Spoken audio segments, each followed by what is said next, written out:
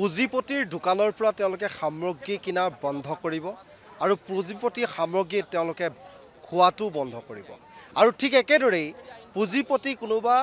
প্ৰতিনিধিক তেওঁলোকে ভোটো নিদিয়ে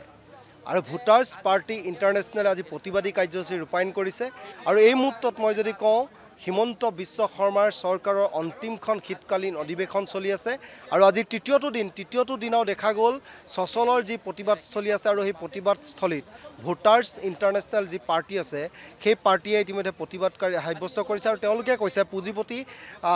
ব্যৱসায়ী প্ৰতিষ্ঠানৰ পৰা তেওঁলোকে কোনো ধৰণৰ সামগ্ৰী ক্ৰয় নকৰে তেওঁলোকে পুঁজিপতি সামগ্ৰী নাখায় আৰু তেওঁলোকে জেললৈ যাবলৈ ভয় নকৰে তেওঁলোকে 10 দফীয়া এটা দাবী লৈ তেওঁলোকে প্ৰতিবাদী কাৰ্যসূচী ৰূপায়ণ কৰিছে অৰুণোদয় তেওঁলোকে যি ধৰণৰ সমমৰ্যাদাৰে তেওঁলোকে সকলোকে APL BPL কাৰ্ড থকা প্ৰতিগৰাকী লোকক তেওঁলোকে অৰুণোদয় আঁচনি দিয়াৰ ক্ষেত্ৰত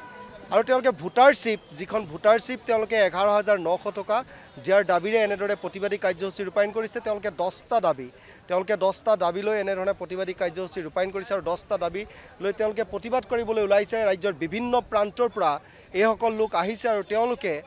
আজি প্ৰতিবাদী কাৰ্যসূচী ৰূপায়ণ কৰিছে আৰু য'ত প্ৰতিবাদী কাৰ্যসূচী তেওঁলোকৰ হাতত এখন ইতিমধ্যে পোষ্টাৰ আমি দেখিছোঁ আৰু সেই পোষ্টাৰসমূহ দেখাবলৈ চেষ্টা কৰিছোঁ APL BPLৰ 97% সংৰক্ষণৰ সুবিধা তেওঁলোকক লাগিবই বুলি ইতিমধ্যে কৈছে আৰু ঠিক একেদৰে তেওঁলোকে যি ভোটাৰশ্বিপ ইতিমধ্যে ভোটাৰশ্বিপৰ যি 11,900 টকা তেওঁলোকক দিব লাগিব বুলি কৈছে তেওঁলোকে নিবনুৱা সমস্যা সমাধানৰ বাবে তেওঁলোকে দাবী কৰিছে আৰু এনেদৰেই তেওঁলোকে 10টা দাবী আৰু তেওঁলোকে 10 দফীয়া এখন দাবী তেওঁলোকে লৈ এইদৰে সচলত প্ৰতিবাদী কাৰ্যসূচী ৰূপায়ণ কৰিছে আৰু এই মুহূৰ্তত আমি কৈছোঁ তেওঁলোকে চৰকাৰক এনেদৰে ভোটাৰ্ছ পাৰ্টি ইণ্টাৰনেশ্যনেলে বাৰম্বাৰ চৰকাৰৰ ওচৰত বিভিন্ন দাবীৰে তেওঁলোকে প্ৰতিবাদী কাৰ্যসূচী ৰূপায়ণ কৰি আহিছিল আৰু আজিৰ দিনটোত তেওঁলোকে যি প্ৰতিবাদী কাৰ্যসূচী ৰূপায়ণ কৰিছে তাত তেওঁলোকে এটা কথা স্পষ্ট কৰিছে যে তেওঁলোকে জেললৈ যাবলৈ ভয় নকৰে কিন্তু চৰকাৰক যিখিনি তেওঁলোকে দাবী কৰিছে সেই দাবীখিনি তেওঁলোকে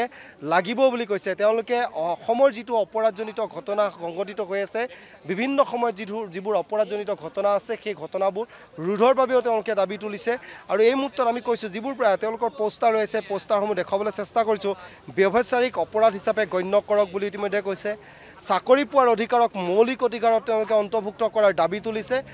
নো ভোটাৰশ্বিপ নো ৰেষ্ট অৰ্থাৎ ভোটাৰশ্বিপ তেওঁলোকক লাগে যি ভোটাৰশ্বিপৰ বাবে তেওঁলোকে 11,900 টকা তেওঁলোকে দাবী কৰিছে আৰু সেই দাবী তেওঁলোকে মানিব লাগিব বুলি চৰকাৰক কৈছে আৰু 11,900 টকা তেওঁলোকক নিশ্চিত কৰি সেই দাবী পূৰণ কৰাৰ দাবী তুলিছে আৰু এই মুহূৰ্তত আমি তেওঁলোকৰ প্ৰতিনিধিৰ সৈতে আমি কথা পাতিম তেওঁলোকে কেনেধৰণে গোটেই প্ৰক্ৰিয়াটো আচলতে চৰকাৰখনক বাৰম্বাৰ তেওঁলোকে বিভিন্ন দাবীৰে তেওঁলোকে প্ৰতিবাদী কাৰ্যসূচী ৰূপায়ণ কৰি আহিছিল আৰু আজিৰ দিনটোত ভোটাৰ্ছ পাৰ্টি ইণ্টাৰনেশ্যনেলে যিখিনি কথা কৈছে যিবোৰ দাবী আছিল আৰু সেই দাবী সন্দৰ্ভত আমি কিছু কথা জানিবলৈ চেষ্টা কৰিম আৰু এনেদৰেই তেওঁলোকে ইতিমধ্যে মই দাদা অকণমান আপোনাৰ ওচৰলৈ আহিছোঁ আপোনালোকে বিভিন্ন সময়ত যিবোৰ প্ৰতিবাদী কাৰ্যসূচী ৰূপায়ণ কৰি আহিছে বিভিন্ন দাবী চৰকাৰক কৰি আহিছে কিন্তু আজিৰ দিনটোলৈকে চৰকাৰখনে আপোনালোকৰ দাবীৰ প্ৰতি কোনো ধৰণৰ সঁহাৰি জনোৱা নাই আৰু 10টা দাবী কি দাবী লৈ আপোনালোকে আজি প্ৰতিবাদ কৰিছে চৰকাৰৰ সঁহাৰিটো পূৰ্ণৰূপত আমি নোপোৱা নিচিনাই অনুভৱ কৰোঁ কিন্তু আমাৰ দাবীটোতো হৈছে বহুত দীঘলীয়া দাবী যে বেবিচাৰ ইন ৰুট হ'ব লাগে এইটো 1 নম্বৰ দাবী ৰোজগাৰক মৌলিক অধিকাৰত অন্তৰ্ভুক্ত কৰাব লাগে এইটো 2nd দাবী জনসংখ্যা অনুপাতে 97% APL BPL সমাজক 97% চৰকাৰী পদবী সাংবিধানিক পদবী আৰু সাংসদ বিধায়কত ৰিজাৰ্ভেশ্যন দিব লাগে এইটো এটা দাবী তাৰপিছতে শান্তি মন্ত্ৰালয় গঠন কৰিব লাগে যেনেকৈ পুঁজিপতিসকলে গেটৰ জৰিয়তে নিজৰ সামগ্ৰী বিক্ৰী কৰিবৰ কাৰণে যেতিয়া ইণ্টাৰনেশ্যনেল মাৰ্কেট পালে গতিকেও আমাৰ সামগ্ৰী নাই কি হ'ল আমাৰ শ্ৰম আছে নিজৰ শ্ৰমবিলাক বেচিবৰ কাৰণে ইণ্টাৰনেশ্যনেলি ঘূৰা ফুৰাৰ অধিকাৰ আমাক দিব লাগে তাৰ কাৰণে সাউথ এছিয়ান গভৰ্ণমেণ্টৰ ওপৰত ভিত্তি কৰিব লাগিব এনেকুৱা বহুতখিনি কাৰণ আছে এইখিনি কাৰণ লৈ পেলাই আমি আহিছোঁ ইয়াত কেইটামান শ্লোগান দিছে আপোনালোকে যে পুঁজিপতি সামগ্ৰী আপোনালোকে ক্ৰয় নকৰে পুঁজিপতি সামগ্ৰী আপোনালোকে নাখায়ো আৰু জেললৈ যাবলৈ আপোনালোকে ভয় নকৰোঁ বুলি এটা কৈছে যে জেলত ৰেচন ঘৰত টেনচন এনেকুৱা ধৰণৰ শ্লোগান দিছে এই মই যিটো কৈছোঁ পুঁজিপতি সামগ্ৰী আপোনালোকে ক্ৰয় নকৰা যিটো শ্লোগান এইটো আচলতে কেনেকুৱা ধৰণৰ হ'ব লাগিব চাওক সেইটো ভাল এটা শ্লোগান আমাৰ কাৰণে জেলত ৰেচন ঘৰত টেনচন পুঁজিপতি সামগ্ৰী এই কাৰণেই ক্ৰয় নকৰি বুলি কৈছে নিপীড়িত মানুহৰ টকাৰ জৰিয়তে সি সমৃদ্ধি হৈ গৈ আছে নিপীড়িত মানুহৰ টকাৰ জৰিয়তে সি ল'ৰা ছোৱালীক বিদেশত পঢ়াইছে কিন্তু নিপীড়িতৰ ন্যায়ৰ প্ৰশ্ন যিদিনাখনেই আহে তলমূৰ কৰে গতিকে তুমি যদি আমাৰ টকাটোৰ কাৰণে যদি লোভ কৰি আমাৰ টকাটো ল'ব জানা কিন্তু আমাৰ সমস্যা যদি সমাধান কৰিব নাজানা তেনেহ'লে তোমাক বয়কট কৰাটো আমাৰ একদম এইটো সাংবিধানিক কৰ্তব্যত পৰে গতিকে আমি ৰাইজক এটা কথা কৈছোঁ আমি ভোটাৰ বজাৰ মিছন আৰম্ভ কৰিছোঁ যাতে আমি এক্সট্ৰা এখন বজাৰ বনাব পাৰোঁ তাতকৈও ঊৰ্ধত গৈ পেলাই যাতে আমি এক্সট্ৰা এখন চৰকাৰ এক্সট্ৰা বিদ্যালয় এক্সট্ৰা চিকিৎসালয় এক্সট্ৰা নোট এক্সট্ৰা সাংসদ যদি মহিলাৰ কাৰণে যদি এক্সট্ৰা পুলিচ থানা আছে তেনেহ'লে এই নিপীড়িত শোষিত বঞ্চিত মহিলাতকৈও বেছি দুৰ্বল তেনেহ'লে এক্সট্ৰা পুলিচ থানাও আমাক লাগিব সেই দাবীটো আমাৰ আছে ভোটাৰশ্বিপ 11,900 টকা নিশ্চিত কৰাৰ দাবী তুলিছে আপোনালোকে হয় নিশ্চিত ৰূপত কৰিছোঁ প্ৰশ্ন আছে টকা ক'ৰ পৰা আহিব প্ৰশ্নটো তাতে আছে কিন্তু এটা কথা চাওক যে এই যে পৃথিৱীখনৰ হাৱা পানী বতাহ বৰষুণ সব আমাৰ হয় শিল বালি পাথৰ পাহাৰ গছ গছনি সব আমাৰ হয়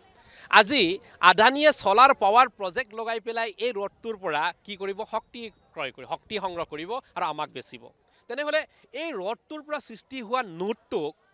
আমি অংশ পাব লাগে নে নালাগে কওক এটা কথা শিল বালি পাথৰ শিল বনাওঁতে বালি বনাওঁতে কি ঘৰ বনাওঁতে শিল বালি আনা যায় কিন্তু শিল বালিটোত অংশ আপোনাৰ থাকিব লাগে নে নালাগে আপুনি কওক গতিকে এই গোটেই প্ৰক্ৰিয়াৰ দ্বাৰা প্ৰাকৃতিক সম্পদ আৰু মেচিনৰ দ্বাৰা সৃষ্টি হোৱা যিমানখিনি নোট অসমত বানপানী হ'লে দিল্লীত নোট ছাপে এক বটল পানীৰ দাম 20 টকা মানুহৰ ধাৰণাত নাই দৈনিক পানীৰ পৰা কিমান নোট ছাপে এই পানীখিনিত আপোনাৰ মোৰ অংশীদাৰী আছেনে নাই আছে সেইকাৰণে আমি আধা বিচাৰিছোঁ চৰকাৰে কৈছে জনমুৰি আয় 23,000 কিমান টকা 23,800 টকা বুলি কৈছে তেনেহ'লে আমি আধা বিচাৰিছোঁ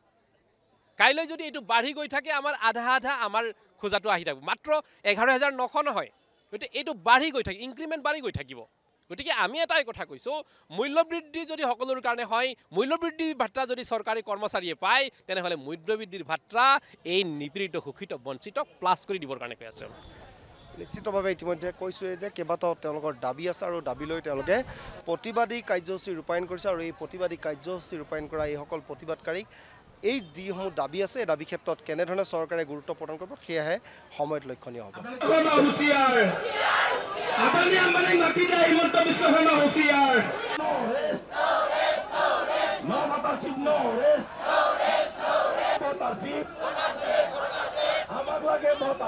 যিকোনো খবৰৰ বাবে যোগাযোগ কৰক 7099017330 লগতে 7099017110 নম্বৰত